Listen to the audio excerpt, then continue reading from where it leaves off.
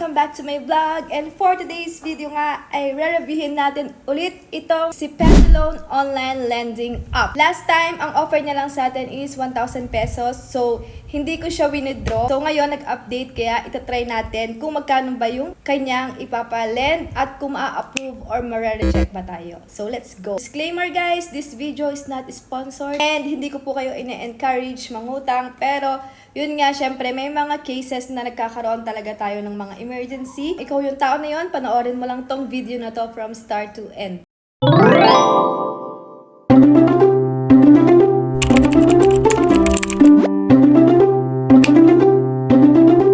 How to apply for a loan nga ba dito sa Peso Loan? User-friendly nga pala ito at pwede nyo itong ma-download mapa iOS or Android user man kayo. Ganito yung kanyang itsura. First, usually ganito naman, magre-require lang yung online lending app ng inyong mobile number na itatype nyo lamang dyan at mag-send siya ng one-time passcode sa inyong number and itatype nyo lamang dyan. Next is kailangan mo lang i-provide ang iyong personal information.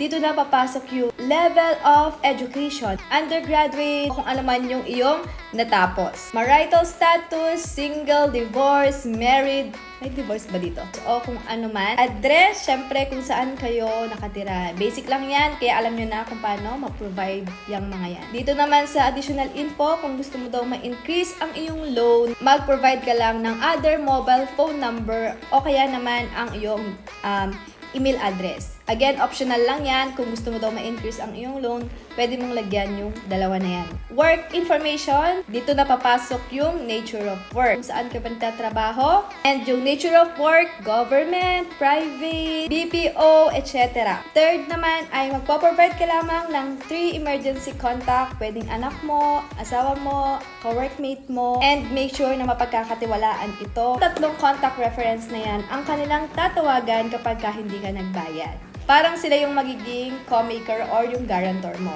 Identification information, ito na yung mga ID mo. Lalagay mo lang dyan kung anong ID ba yung ginamit mo.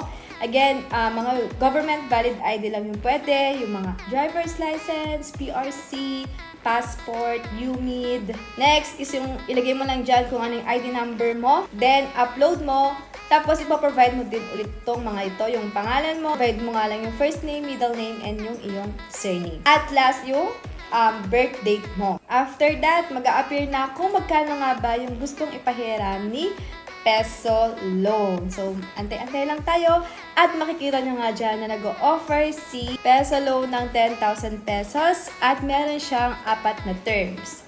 Dito, makikita nyo nga yung summary ng loan natin is 2,750 pesos. Yun nga ay may 4 na term. So, pagka kinompute mo yung 2,750 times 4 is equal to 11,000 pesos. At meron nga siyang 30, 30, 30, 30. Yun po yung pagitan ng iyong pagbabayad. Tignan natin kung ma-approve pa tayo sa loan na to. Kasi parang hindi convincing yung mga ganito, no? 10,000 yung offer, tapos maliit lang yung interest sa 4 na loan terms. Click mo nga lang yung Get Cash Now. And ito nga pala, pwede nyo itong i-disburse sa inyong mga GCash, Paymaya, ShopeePay, kung ano man yung available na meron kayong e-wallet or bank. Magkakaroon nga ng selfie verification pagkapindot mo nga ng Get Cash Now.